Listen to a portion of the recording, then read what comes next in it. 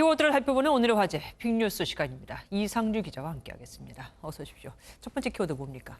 네, 오늘의 첫 번째 키워드, 집단 패싸움입니다. 요즘 시국에 누가 패싸움을 합니까?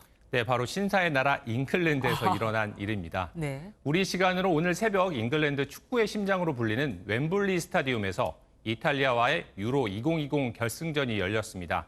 잉글랜드가 승부차기 끝에 패하자 경기장 내 복도에서 관중 간 집단 난투극이 발생한 겁니다. 영상을 보면 팬들이 섞여 욕설을 내뱉고 패싸움을 벌이고요.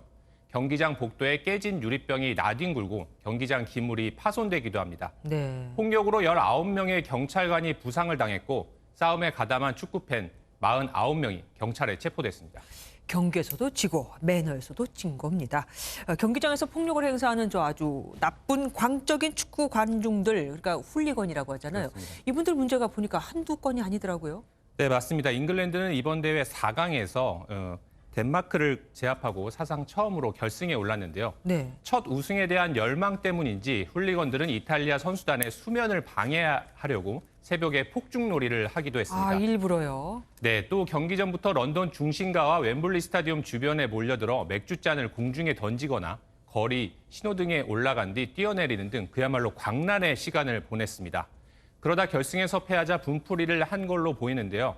영국 매체 더 선이 경기장 내에서 훌리건들 간 싸움으로 우리는 스스로의 축제를 망쳤다고 보도할 정도로 도가 지나쳤다는 평가입니다. 예, 말씀하신 신사의 나라가 아니라 폭력배 나라라고 불릴지도 모르겠습니다. 다음 키워드 보겠습니다. 네, 다음 키워드 베이징 물 난리입니다. 베이징이 원래 강수량이 좀 적은 곳 아닙니까? 건조한 도시로 알고 있는데. 네, 맞습니다. 그런 베이징인데 강풍과 폭우로 학교와 관광지가 폐쇄되고 항공편 수백 편이 결항됐습니다. 홍수로 곳곳에서 산사태가 발생하고 도심 하천이 범람하면서 주택가 상가가 물에 잠겼습니다.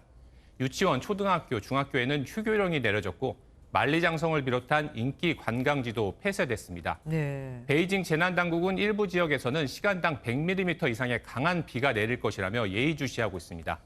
베이징은 9년 전인 2012년에도 폭우로 이재민 190만 명이 발생한 적이 있는데요. 네. 그러나 연평균 강수량이 600mm에 그쳐 이후에도 배수와 하수처리 용량을 여유 있게 확충하지 않았는지 이처럼 단기간 폭우가 발생했는데도 피해가 커진 것으로 보입니다.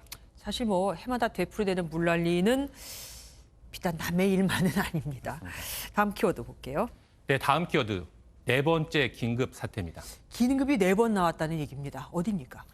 네, 이 올림픽 개막을 11일 앞둔 일본 도쿄 이야기입니다. 예. 도쿄는 코로나19 확진자가 22일 연속 증가하고 있는데요. 결국 네 번째 긴급 사태를 선포하고 다음 달 22일까지 6주 동안 연장한다고 밝혔습니다. 네. 지난해 4월과 올해 1월, 4월에 이어 이번이 네 번째인데 올림픽 폐막식이 다음 달 8일이니까 대회 전체가 긴급 사태가 발효된 가운데 진행되게 됐습니다. 무관중 경기에 긴급 사태까지 발효되면서 일본 경제는 큰 손실이 예상되는데요. 다이이치 생명연구소의 니가하마 도시히로 수석 이코노미스트는 도쿄도와 오키나와현 긴급 사태 결정으로 약 12조 4,800억 원의 민간 소비가 감소할 것이라고 분석했습니다.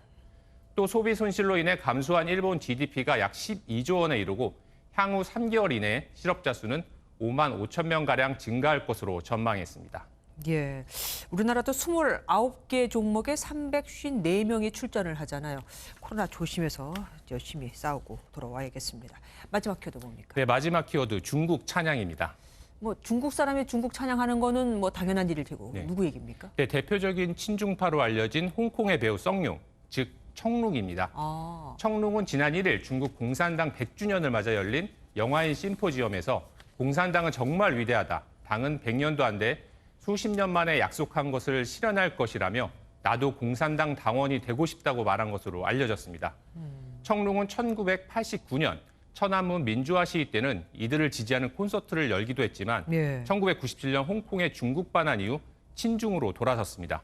중국 내 반중국 인사를 중국으로 송환해 처벌하는 홍콩 국가보안법 지지 의사를 밝히고 중국 국기인 오성홍기의 수호자라며 시위를 비판하기도 했습니다.